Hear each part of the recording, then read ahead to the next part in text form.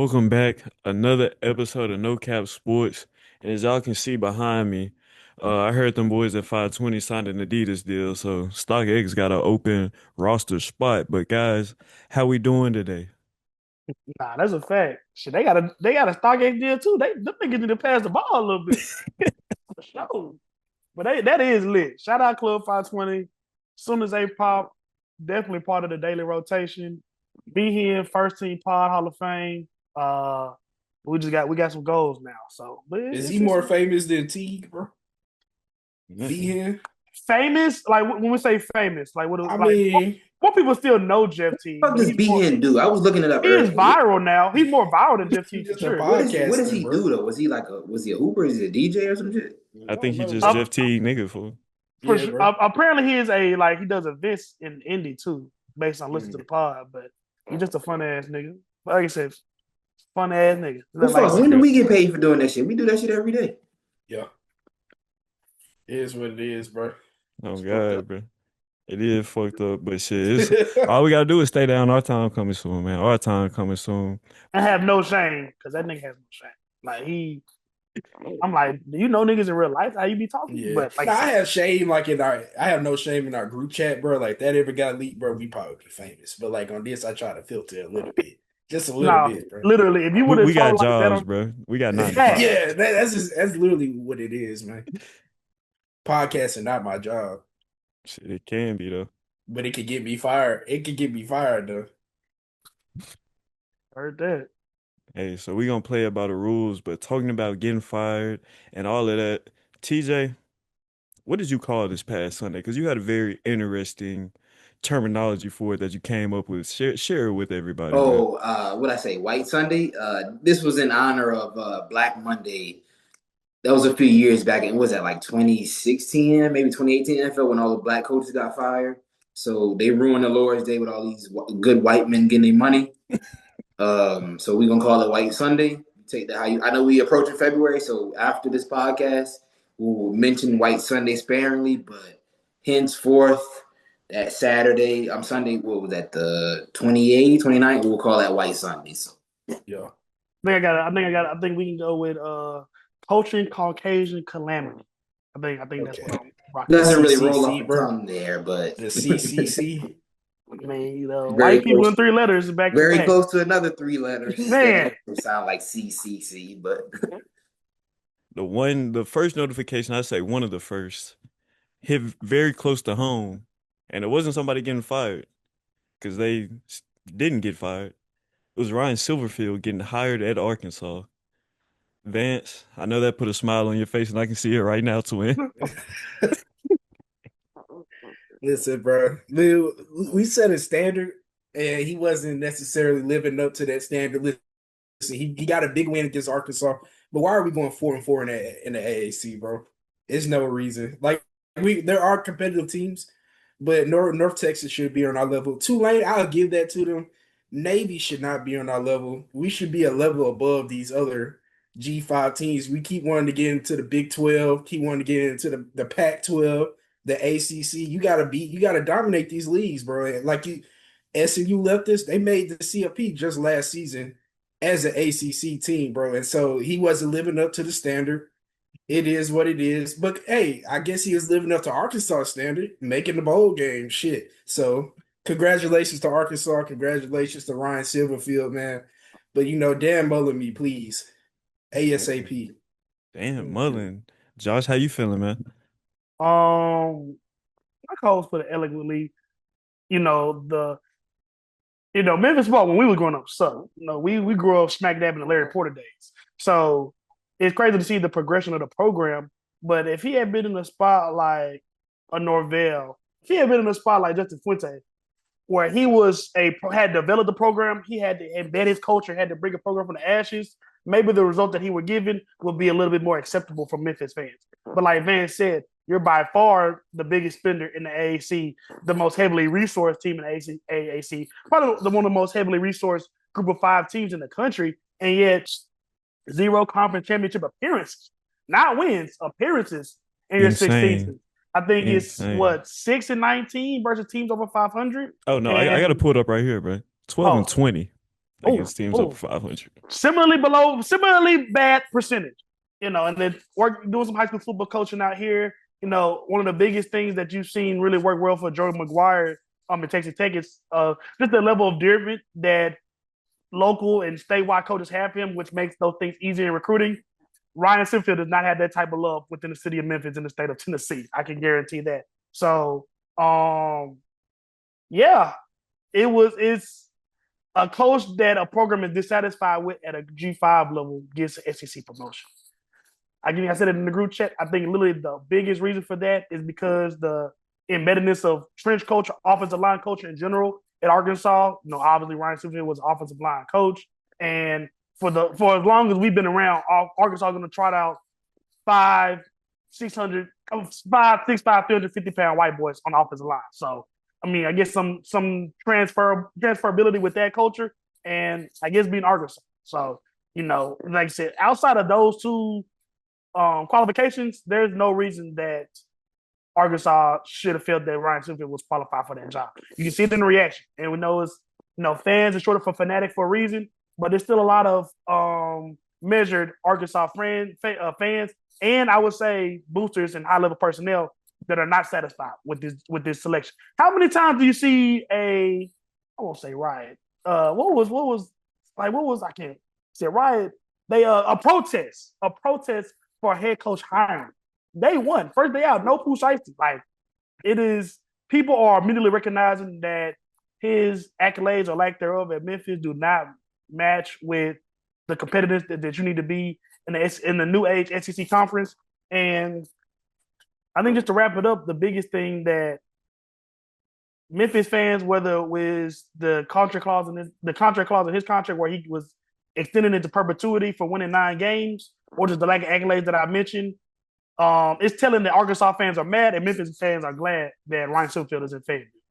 No, for real, because I think Arkansas really did us a favor because despite us losing, I can't remember if it was our last 3 or 4 games, I just knew we weren't going to fire Ryan Silverfield. So thank you, Arkansas, for hiring him and taking him off of our hands. Express delivery, no FedEx. But as we continue talking about these coaches, man, TJ, your favorite team got a new head coach too, but he did it in maybe the ugliest way possible, but also maybe the most himself way possible, talking about Lane Kiffin. So let's start off by talking about just what Lane Kiffin did at Ole Miss and the program he's leaving behind that's on their way to the college football playoff.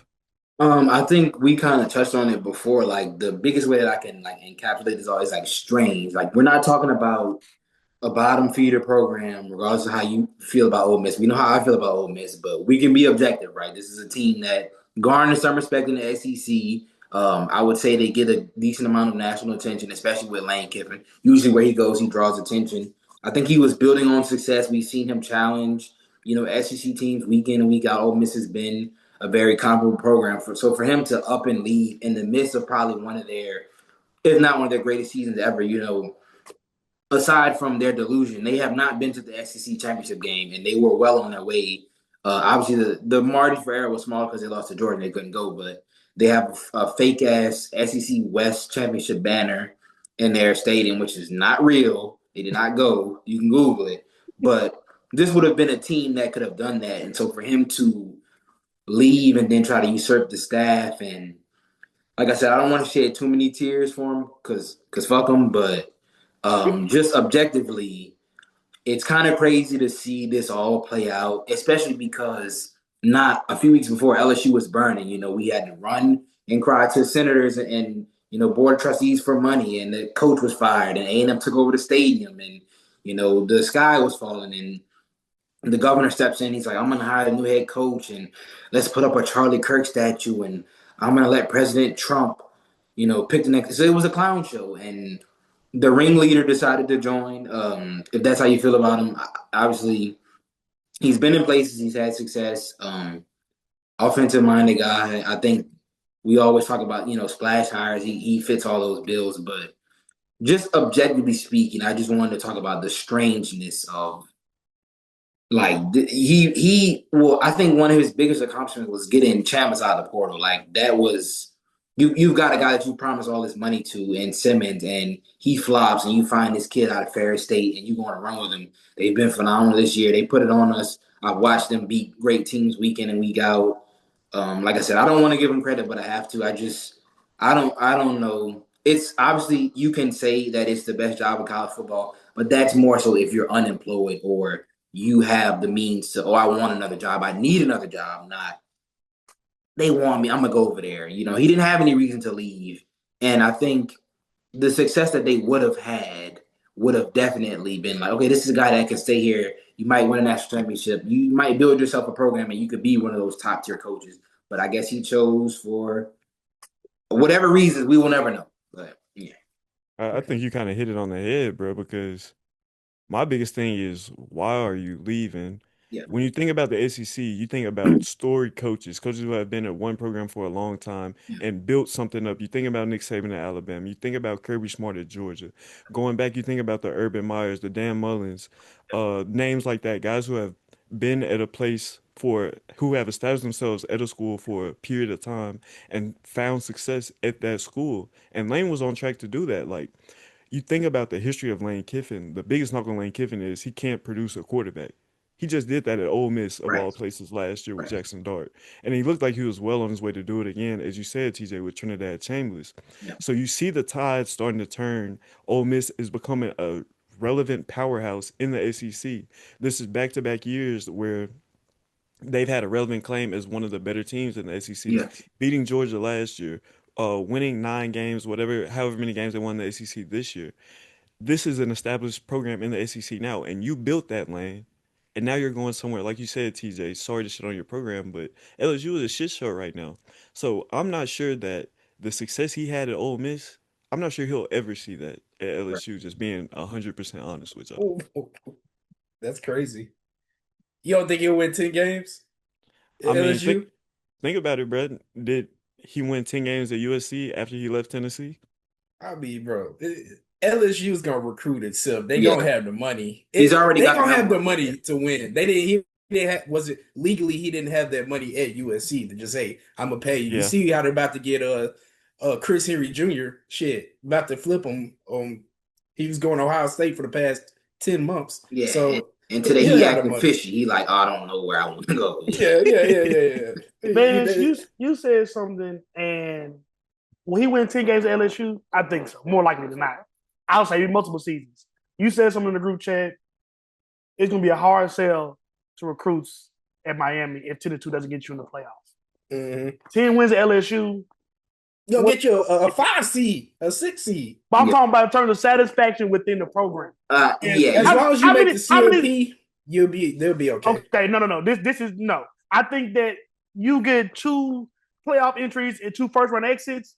People gonna get tired of that shit down in No, Louisiana. for sure. You're gonna But get we haven't been lazy. in the playoffs since we won it all. So like they Yeah, can at least facts. get us back, and then Yeah, man. we can pick a time to complain. We can pick and choose when we can. But like Van said, we get 10 games, get a 5 seed, get a 7 seed, win a fucking playoff game, and we'll go from there. Yeah, bro. The boy will be gone and he'll be at Alabama by then. Yeah, like So we haven't sniffed the He just go playoff. he just gonna be the hoe of the SEC, huh? yeah, of course. Quoting That's you. where he want to go. Well, that's what I thought. We thought he wanted to go to Florida, and clearly that didn't work out. Well, Florida State just threw their hat in the ring today. They said they tried to poach him, whatever that While means, they had a head coach under contract. Interesting. and That was a very yeah, interesting report. and stood by him, and he hasn't won shit. Hey Vance, what you say? We welcome him back in Memphis, huh? Oh, for sure, man. That'd be my first choice back. Disgrace, had a great high time. level guy. Come on, Norby. Come get Well, on. everybody else is doing it. Auburn did it. Arkansas did it. Oh They all God, West doing it. Virginia did it. Yeah, Rich Rod. Yeah, sure did. Yeah. Damn, I think it might be time, bro. It might be time to send Mike Norvell that hey big head text. Oh my goodness, man. Yeah, And let Dion swing on down there if he want to. no, Lane Kiffin, bro. He could have been the Dabo Sweeney of Oxford, bro. Literally, could have won. He could have got to a natty eventually. They gave Dabo Senior what 10, 15 years. It could have been this year. And bro, the level of parity that's in college football, just the SEC in general. Dog, we just saw Vanderbilt. Vanderbilt not only run Tennessee off the field, in Neyland Stadium, Yeah. but flipped the number one player in the country who went to a Division A single A school, which I'm a little worried about. But also another 4-star Bama commit, all within 96 hours. Yeah. So the SEC is not the SEC of old that we're used to. So I think that he took something that he had in hand at Ole Miss for 25% theoretical higher set of the LSU. And that's a dangerous bet. And again, we talked at length about how messy and disheveled and Lane Kiffin-esque that departure was.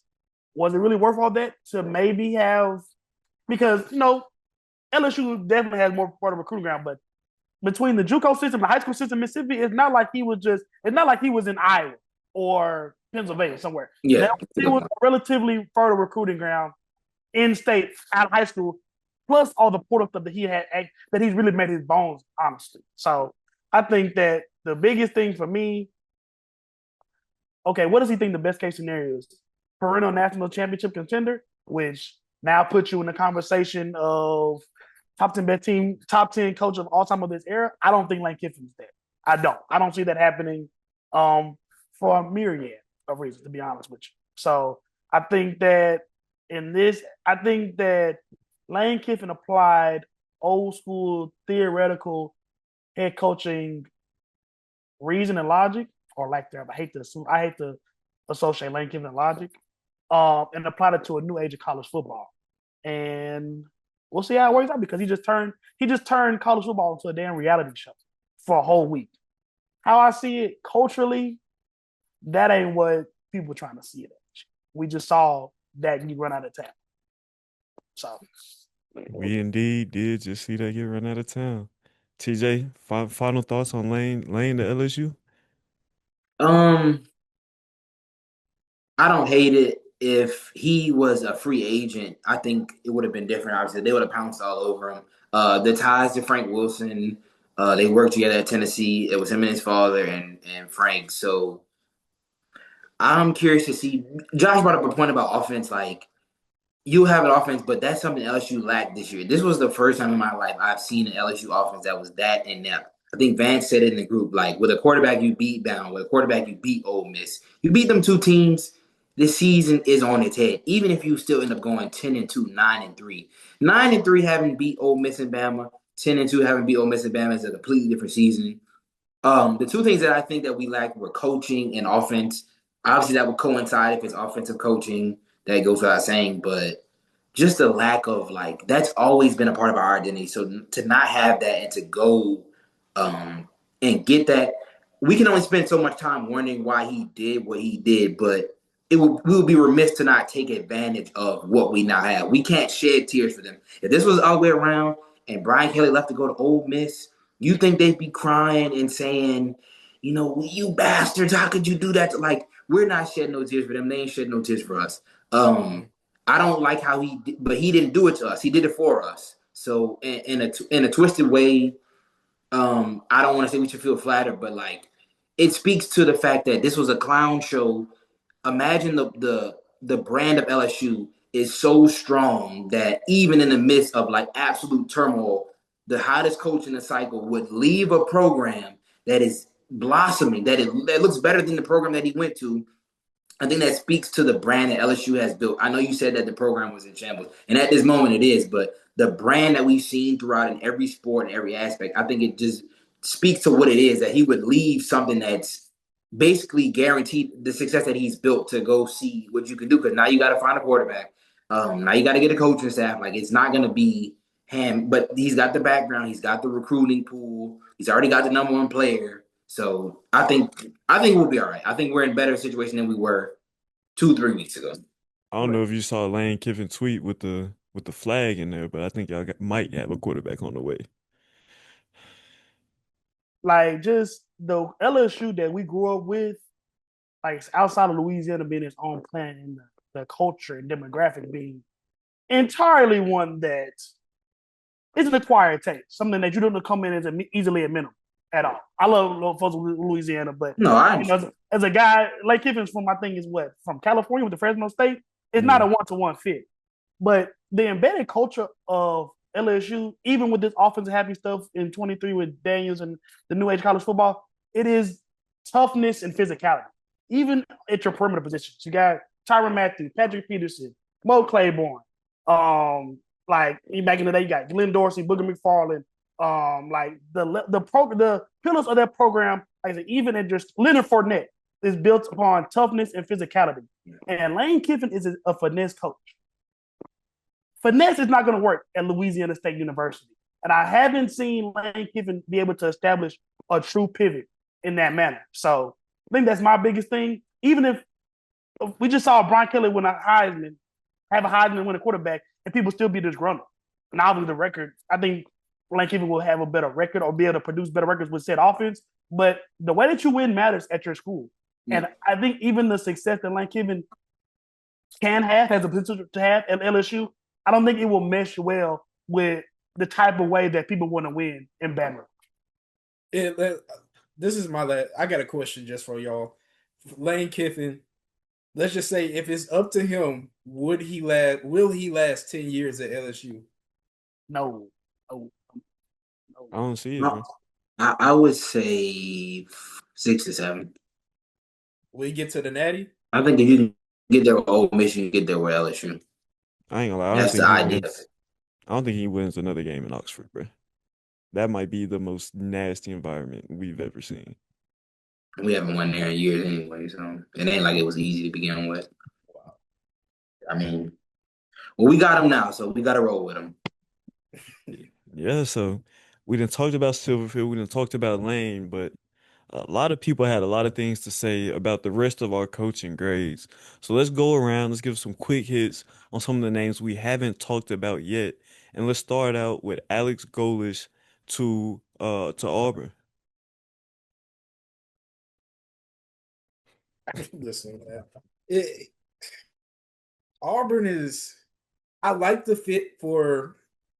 Josh mentioned physicality with LSU. When you think of Auburn, when they're at their best, they're the most physical team in the conference in the nation. And so you have Alex Golesh, he's recruiting. He's going to be able to recruit tough guys, but will he be able to recruit the talented guys? And so he has a couple of talented guys he's going to get next year, assuming Cam Coleman doesn't leave, man. Listen, he might hit the portal. He may or may not. He's probably gone. He's going to have a quarterback. We know he's going to have a quarterback. I think this next year, Auburn might have a quick little resurgence in terms of winning 9-10 games. But when it comes down to it, will he be able to sustain that success? I'm not sure about Golesh. I think the one thing I'll say is watching that USF team this year, kind of to your point, Vance, Byron Brown, the run plays that they were utilizing, just the ethos of that team. It kind of reminded me, and please don't kill me, it kind of reminded me of those Cam Newton Auburn teams, bro. No, So I sure. like the fit from a culture standpoint, Mm-hmm. but like I think we kind of got it with a lot of these grades. Yes, it's a good culture fit. Yes, I think he will bring some good things to the table, but is it going to be enough to truly compete in the SEC? I don't know. So I kind of like the grade we gave. I had the same feeling. And so moving on to one of the next hires, James Franklin to Virginia Tech. And we've dunked on James Franklin a lot on here. So how we feeling about that hire? I think that's a Listen, that slam dunk. oh God, no, listen, we gave him a B. I don't know how it ended up as a B, but shit, I think it's an A plus plus plus plus plus plus. ACC is weak as hell this year, man, and they were weak last year. With SMU versus Clemson, Clemson had what, three Yeah, losses, and yeah. so with that being said, I just feel like he can take over Virginia Tech and start dominating. It'll probably just be Virginia Tech and Miami each year fighting for a playoff spot if they don't both get in. But but we'll get to Miami later. He poached all the guys to Penn State already. And so with that being said, man, for me personally, we gave it a B, but for me, it's an A. And one of the interesting things about this Virginia Tech job too is coming into this year, they were one of the favorites to win the ACC because they had 22 starters returning, all 11 guys on both sides of the ball. So now you bring a guy with big, I'm not gonna say big game experience, but a guy who's been there before. He might not have Yeah. won before, but he's been there before. So you bring that kind of guy to this program. Like you said, I think this is a great hire. And TJ, what were you finna say, man? like kind of building off what you were saying, like I damn near think he's like out of their league because Penn State is such a spoiled ass fan base. Like this whole big game thing. You don't think Virginia Tech will sell their left nut to get 10 games every year? You don't think they'll Mhm. do something strange to be so high up in the echelon of football that they get mad when they go 9-3 or 10-2? They would do something crazy for that right now. I think it was a great hire. I think what I've liked from him is the response. Like he seemed to be taking it personally that he was fired. It's not just like he didn't bury his head in the sand and be like, poor me. He seemed to That nigga went on game day the next week. like, yeah, he was on TV talking about he wanted to win a national championship. He was reinvigorated. Like, you don't see these coaches do that. You see them like a lot of times it's after money and status. Like, he didn't care. He was chomping at the bit, almost like he was a damn player. Like that just like made me seem like, okay, this is a guy I want to run through a brick wall for. Like, this is not a tough conference. This is not a conference with a big dog. Miami obviously has made a resurgence, but like, there's not like a guard dog in the conference. Like, you got to beat us. Like the way it is with Bama and Georgia. Like you got to see us. Like the ACC could be any given because they beat up on each other just like the SEC does. You'll get them games at NC State will go knock somebody out of UNC or Pitt will give somebody some work and it'll be like, damn, So it's happened. I think it was a great hire. I was very moved by the way that he was excited. Like he loves football. He took that shit personally. He wasn't like throwing pot shots and saying, "Oh, I'm glad to be a part of this program." He, took his experience for what it was, and he was ready to. And he had me ready. I'm like, damn, recruit me, coach. I said, like, come on, take me to Virginia Tech. Like, where are we going? Yeah, Like, man. I think I really love that about him. Like, I haven't heard him speak much, and he hasn't really gotten. He's been the butt of a lot of jokes in the media, but see him kind of rally, and I think they will rally behind it. So I think that was a good hire for them. No, Yeah, for sure. fact. When you think of Penn State, you think Virginia Tech, just us growing up as kids. I would say they both were on the same tier as being like the B school in their conferences in terms of they were always competitive, but they never were good enough to be in a BCS bowl Right. game or just be like a or even. But now they've created a CFP for teams like Virginia Tech, for Penn State, for Ole Miss, even like just to be able to see these teams have the chance to compete. They moved it from BCS to a CFP top four. Now it's top 12. These teams, James Franklin is going to have Virginia Tech in the CFP. If not next year, definitely within the next 3 years. No, I definitely agree with that. And just one last thing on that is I'm surprised that he ended up at Virginia Tech with all the openings that were available. But like you said, obviously had his name dragged through the mud a little bit. But going on to the next one we talked about, John Summerall, a guy we gave a D minus.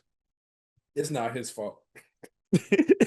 Yeah, that one is like that felt like some monkey see, monkey do ass shit. Like, okay, everybody's getting a coach. Like the G5 and the lower tier. I always worry about the curve. We just saw Billy Napier, who was above Hmm. over his skis basically the whole time he was there, and he wants to take players with him. And I think John Summerall made a great jump from Sunbelt to Troy's in the Sunbelt, huh? Yeah. So Sunbelt, a phenomenal AAC. But Tulane has been able to succeed under multiple coaches. So it's not like he took Tulane. Tulane just beat USC a few years ago and was a top 10 team. Like they have done it. So I always worry about the curve. Kind of same with Ghost. Like, okay, I know we can be SEC supremacists, whatever, but this ain't that. And it ain't just me saying because I love SEC football. This is not that. Like Florida, if you think LSU fans are crazy, you just seen how they've been trying to fire Billy Napier probably since the third week he took that fucking job, and he somehow managed to keep it.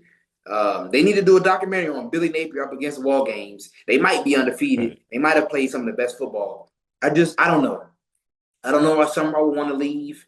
I don't think he did enough at Tulane to warrant. Oh, here goes like because we're just like this is what I mean when I say monkey see monkey do. We got a coach that's hot, splash higher.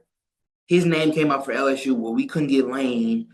Okay, well, shit. Who else were they talking? Oh, yeah. All right, let's go get him. Like they probably got the same credentials as a guy who was winning at fucking North. You don't see North Dakota State's coaches. Do you see them getting hired? I Hell guess you no. can count DeBoer. He was up there winning, but you don't see them coaches. They're not looking for South Dakota State and Missouri State and Texas State. Them head coaches ain't getting hired. That's Sun Yeah. Belt. That's SoCon. Like them coaches ain't getting hired. So why is a guy who went from G5, SEC. Where's the core? You see what I'm saying? Where's the correlation?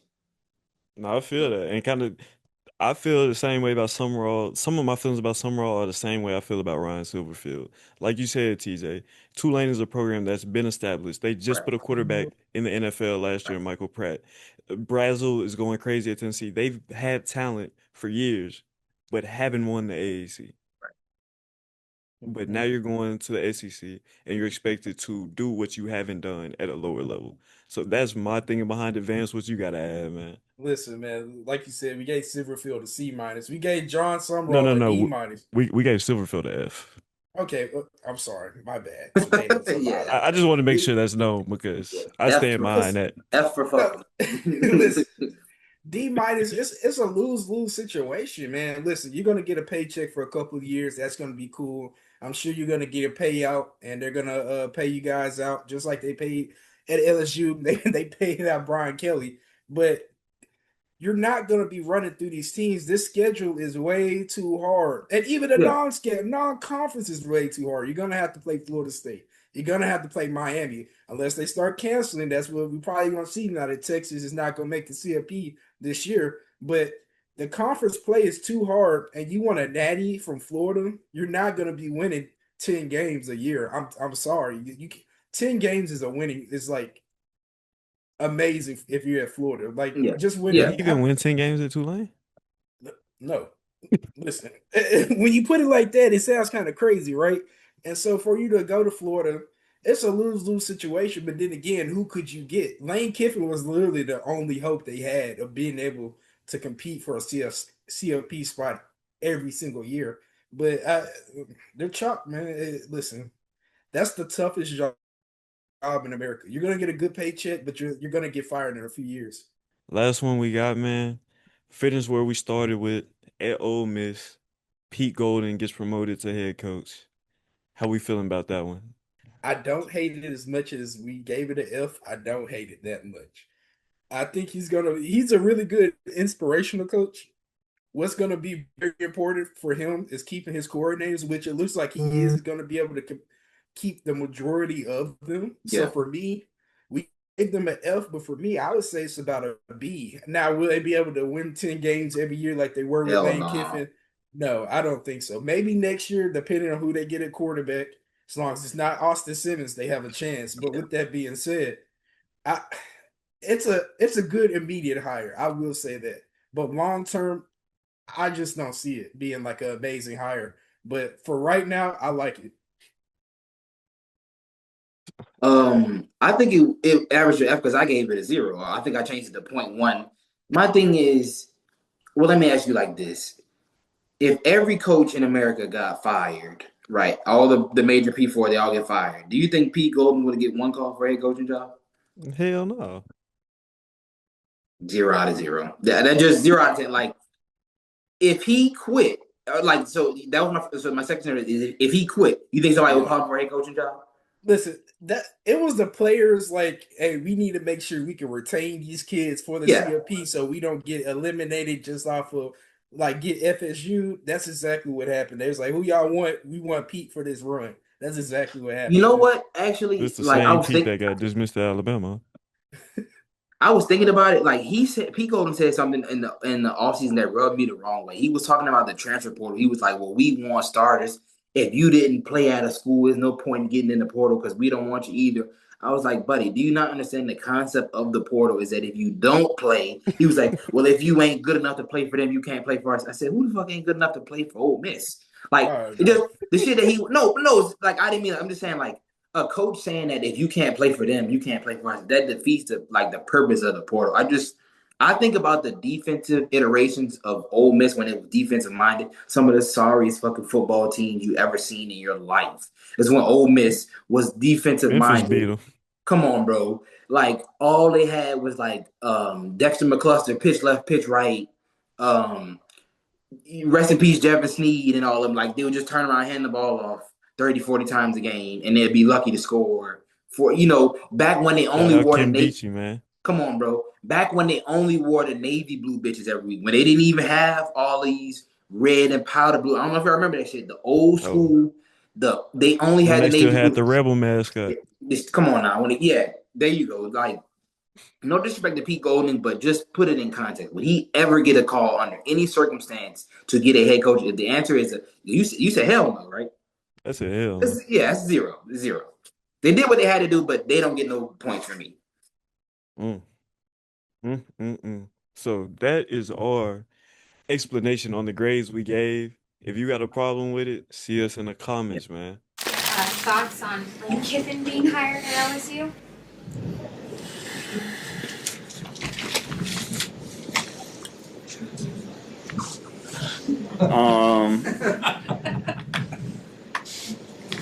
I think he's a good coach. Guess we'll see how it goes. Those are my thoughts. Last topic of the day. We got to talk about these next to last college football playoff rankings. And let's start off with Miami coming in at 11, if I'm not mistaken. Vance, you're shaking your head, attending to Miami team that beat Notre Dame. How do you feel about their rankings and their very unlikelihood of making the playoff yet again? Listen, bro. Y'all know I'm a wrestling fan, so I'm gonna put this in wrestling Yeah, terms yeah. for y'all. Let's say John Cena is the champion, right? Okay. Undertaker beat Randy Orton for the number one contenders match. So Okay. Undertaker should be fighting John Cena, right? Why the hell is Randy Orton fighting John Cena for the world heavyweight title, bro? We played them already. The game was played on the field. And they look so much better. Now they've won 10 games in a row. They have played nobody. They beat a USC team that won 8 games. 8 games. It makes no sense. They're not playing for a conference championship. We've already played them. That's literally the only explanation you need. And so, okay, we lost the same amount of games. What? Because we lost it later. That's why we're not gonna make it. We have the same record. Notre Dame, as soon as they lost that second game to Texas A&M, TJ was spot on, bro. The whole group chat knew it. It was like, yeah, they failed at 23, but we knew they were just gonna win all these games, Yeah. inch their way up, and it's gonna be sweet for them. But I guess because they have Jeremiah Love, he's cool. Shout out to him, whatever. He's a great running back. And then if they played again, Miami would beat Notre Dame. That's the thing. Like, I don't care how hot they look, how good they look, bro.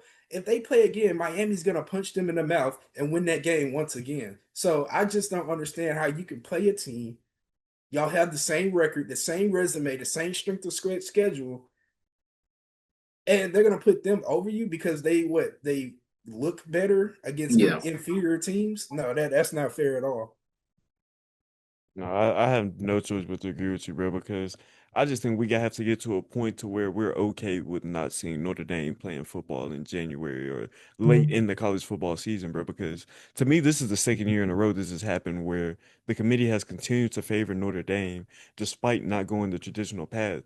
Last year, we only had 4 teams in the playoff, and you're telling me a team that lost to Northern Illinois University was one of the 4 best teams in the conference Yeah. and technically one of the 2 best teams in college football since they made the championship. I just can't go for that. So looking at it again this year, I just I just despise from the bottom of my heart, like it's nearing CP3 levels, the amount of hate I have for how the committee views Notre Dame, bro. And they were winless and never dropped out of the rankings. I don't think a day in my life have I seen a team with 0 wins find a way for Man. 2 weeks to stay in. When Vance was saying earlier, when I saw that shit, I said I know just what they're gonna do when it come down to crunch time. They lost. They were winless and they were ranked. What can you possibly like? They did not look good in either of those games. Like, what can you justify to say, oh well, you cannot start giving out style points for losses until we get down to the nitty gritty. But the fact that they did that shit off rip, you lost to fucking Texas A&M. They lost in clown show fashion at that. A missed fucking Facts. extra point. Yeah, You bro. drop a fucking snap on it. I'm like, all right, well, like you said, the writing's on the wall. We know what they're gonna do when it come down to it. They even schedule these teams to play each other to avoid that shit, and they still manage to throw that shit out the window. That should tell you, and I said in the chat last night, that defeats the purpose of the expansion. If teams play each other, and we really switching up these schedules, so these teams are playing each other in all these different conferences, and still you're like, damn, if only we had a way to determine which team was better. Whatever shall we do? How can we compare?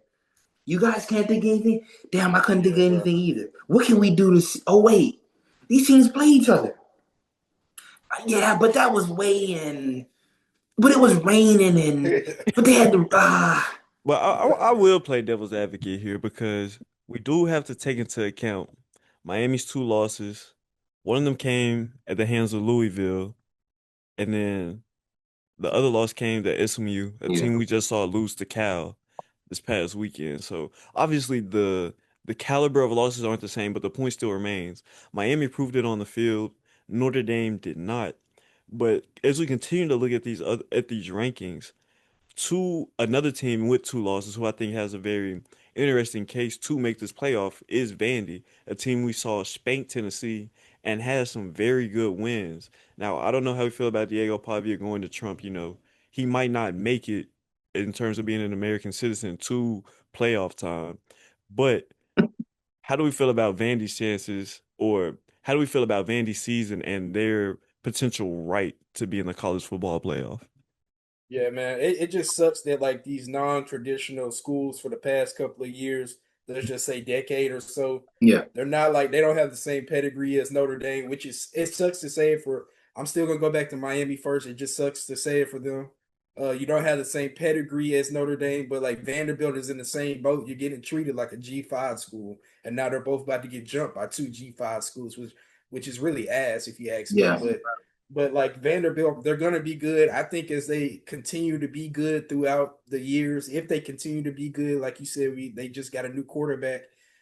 I think they'll start getting that respect in terms of if you finish 10-2, you're gonna make a bowl game or you're gonna make the CFP. But it just kind of sucks that a team like Notre Dame who hasn't played anybody just gets the benefit of the doubt. And they've been getting this our entire lives. We saw that with the Mount Te'o year. Like Oh Yeah. my it's God, bro. crazy. It's crazy things, man. But I guess the product sells. But with NIL, everybody gets paid, bro. Everybody's gonna get money. So I don't see why you still showing love to these teams when it's an even playing field. But it's whatever, man. But yeah, as we talk about Notre Dame, obviously a lot of teams are going to be left out because of the chaos that could potentially ensue in the ACC championship game. Y'all see how I'm repping my Duke team. If Duke wins, obviously we're 7-5, so we won't be one of the top four highest ranked Yeah. conference champions, opening the door for AAC, a James Madison, one of these other schools to get in. So I want to ask y'all, out of that field, who would be the most competitive team, Virginia or one of the other teams, whether it be AAC or one of the other G5 teams, to get that spot? Because we were kind of dunking on Chandler Moore's earlier before we got on. I've been playing college football for a minute. Listen, man. I need to watch North Texas again to be able to judge them properly, but I think their offense can keep up with most of the teams in the Yeah. CFP right now. Now, can their defense keep up? They're giving no points to other AAC schools, so I don't really love that as much. But the offense can keep up, and let's just say the defense gets a turnover or two. You never know what can happen. But in terms of Tulane, UNLV, James Madison, they're cooked. They're chopped, bro. It's over. No. I think just go with Virginia. You know they're going to be able to be somewhat competitive. I don't expect them to win it. I don't think any of these teams will win the game. I say you cut them all off and give one of these 10-2 teams the game, if you ask me. But that's just me. I feel that. So, Vance, I know you had some thoughts about changing the format of this current CFP. Currently at 12 teams. Obviously, we had four last year. If you were, you know what I'm saying, commissioner of college football, whatever it was, how would you determine who is the best team in college football? Listen, man, I know NIL kind of changes things, but I honestly just say have a G5 tournament and have a P5 tournament. That way it's more games for everybody. Everybody's happy. You can keep it at 12 for the P5. So the champions and then eight at larges for P5. Then you can do it 8 games, or you can even do a AAC champion versus NWC champion, Sunbelt champion versus whoever champion, if that makes sense. But it could be a 14 tournament in G5, and then it can be a 18 tournament. So then at that point, the G5, you're G5 champion. Congratulations. There's no shame in that. But you're not going to get anything out of getting the 12 seed. You're going to go get smacked by a Power 5, probably SEC school, maybe Texas Tech. But it's just that it's a waste of spots. But like we saw last year, how the quarterfinal games, none of them were competitive. Literally none of them Yeah, were no. competitive. And so, I mean, I can be mad just because of as a Miami fan, like last year, you had the best quarterback in the nation, probably the best offense in the nation. You don't get in. You have one of the top three defenses in the nation this year. You still don't get in. But hey, what can I say when all the quarterfinal games last year were not competitive and the higher seeds won each game? So it is what it is. But if I was to do it, I would say just do chop it down to P5 and G5 and just have your own championships. Bro, trying to create an NIT for college football. That's crazy, bro. Hey, bro. Everybody gets paid, bro. You ain't lying. You I ain't don't hate it. lying. I don't hate it at all. So as we close this thing out, man, I feel like it's only right. If we had to call it right now, who's winning it? Who's the best team in college football? It's Ohio State. The end. I mean, enjoy this right now, Ohio State. This is your last chance, your last opportunity. Y'all gonna win this one, but then next year you coming back down to earth. I think other teams will be able to catch them, but it's Ohio State this year. No holes in their T- game. Like, TJ, you riding Ohio State too? Nah, I want to, but I just when Vance was talking about it, he said they weren't gonna lose a game. It's like I just can't see them winning a championship back to back season. Like something ain't right. Like Julian saying just something he has earned our respect. Like he's played well, but we saw that dickhead in him come out on the first drive. Like it just something with these one-off quarterbacks in their first year, just like something is not right. Not with the team. I just can't see it. A team that I feel like is, I don't want to call them sneaky, but they're just not as juggernaut as we're used to is Georgia. Georgia to me, I would not be surprised if they went on a run. They have the offense has come on. Stockton has been way better than I anticipated. The defense is rounding into form. It just they have that pedigree. I talk about it a lot. I might sound like a broken record, or I might sound like an SEC glazer, call it whatever you want.